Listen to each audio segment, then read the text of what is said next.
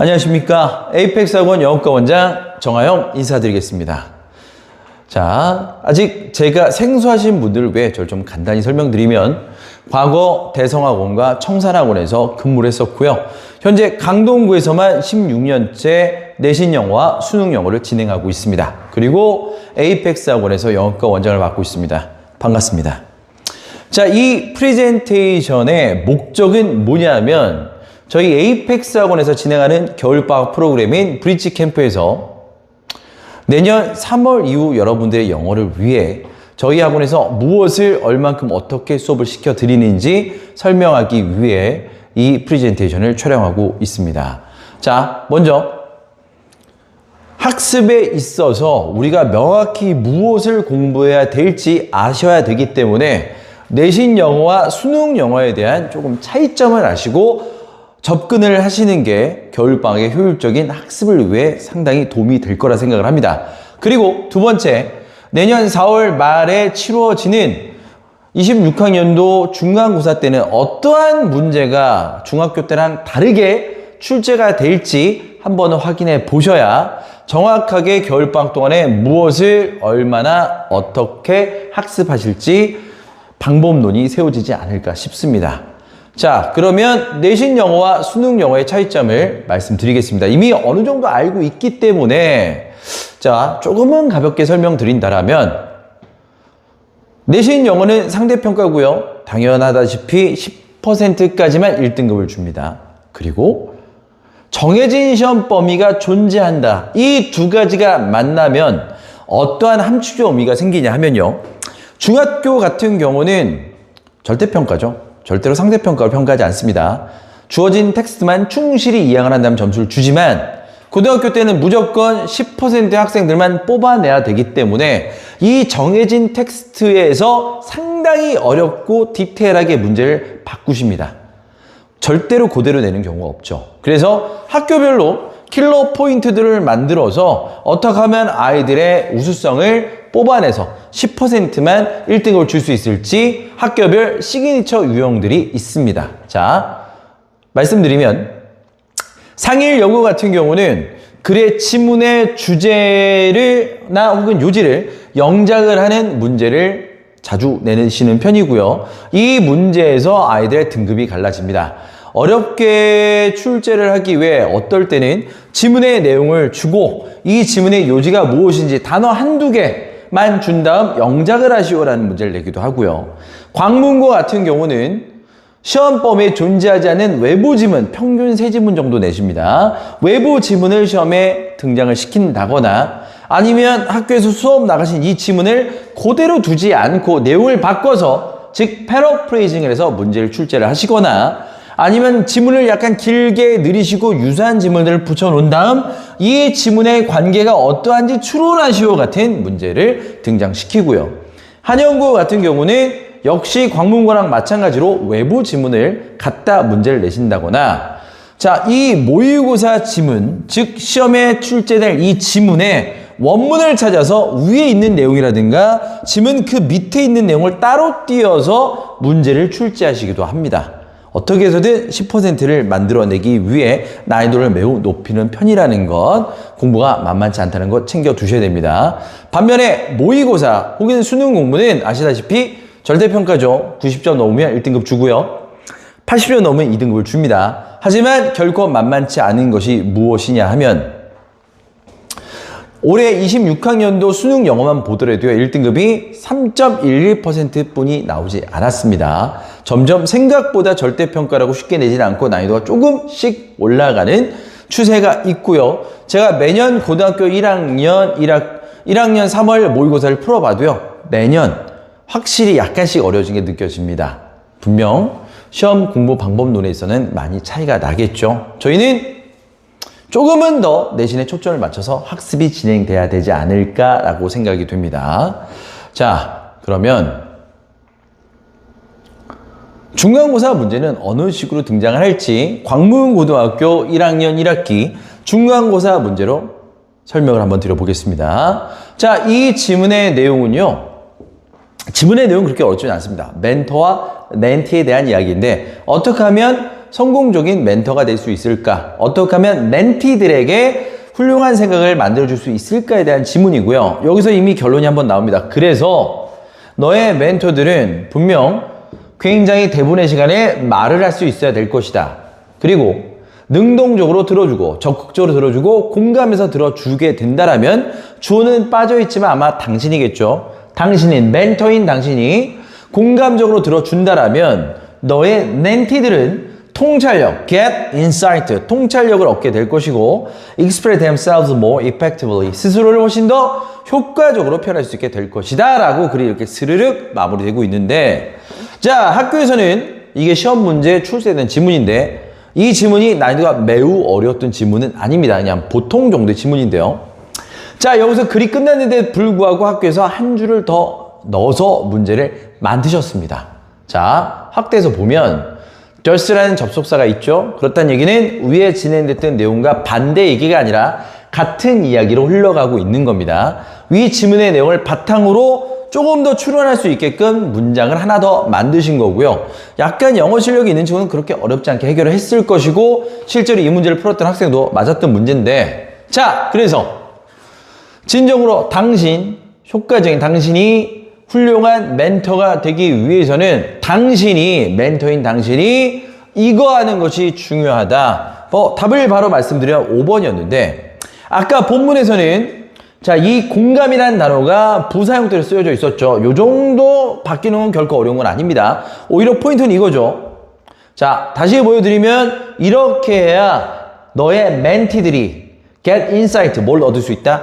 통찰력을 얻을 수 있다. 근데 표현을 바꿔서 그 너의 멘티들에게 생각할 여유를 주게 된다 라고 바꿔서 문제를 냈죠. 이해가시겠죠? 결코 어려운 문제는 아니나 이런 식으로 바뀌는 이 표현에 대한 이런 적응력들이 내신에서 상당히 중요하지 않을까 싶습니다. 자, 그렇다면 저희 에이펙스 학원에서 겨울방학 때 어떻게 수업해 드릴지에 대한 내용을 좀 설명드리면, 자, 먼저 독해부터 설명드리겠습니다. 자, 저희 에이펙스 학원은 독해 교재를 대부분 다 자체 제작을 해서 사용을 합니다. 23년, 24년, 25년 고등학교 1학년 혹은 소수 몇몇 고2 모의고사 지문에서 발췌해서 문제를 발췌해서 만들었고요.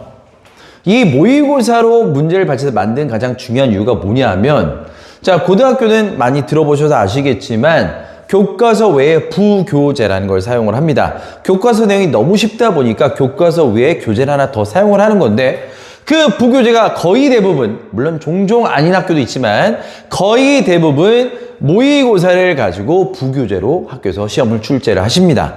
그렇다는 얘기는 보통 모의고사도 뭐 2016년 이런 거 내시지 않고요.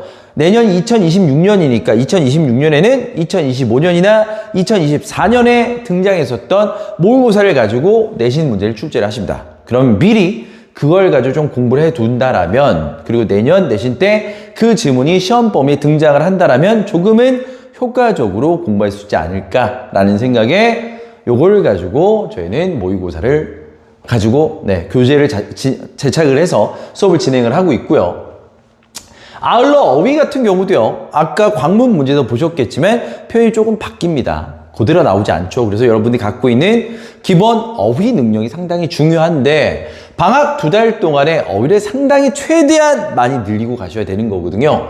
그래서 기본적인 어휘 능력을 위해서, 자, 그냥 시중에 있는 어휘책으로 우선 기본 단어 시험을 봅니다. 이 단어 시험을 볼 때 중요한 건 시험 범위, 예를 들면 오늘 1에서 100번을 외워왔다라면 이것만 외우고 끝나는 게 아니라 다음 시간을 외울 때 오늘 외웠던 1에서 100번 플러스 그 다음 범위까지 계속 누적을 해서 시험을 봅니다. 어휘 같은 경우는 한 번 보고 그 다음에 보지 않으면 휘발되어지기 때문에 이 누적으로 꾹꾹 눌러 담는 게 가장 중요할 거라고 생각이 들고요. 두 번째, 어휘를 조금 더 많이 할 겁니다. 이 교재에 등장을 했던 정말 내년 시험 범위에 등장할 법한 이 범위에 있는 이 모의고사 지문의 단어들 따로 정리해서 동의어와 반의어까지 만들어서 단어장을 매주 만들어서 자, 배부를 한 다음 그걸로도 시험을 볼 겁니다.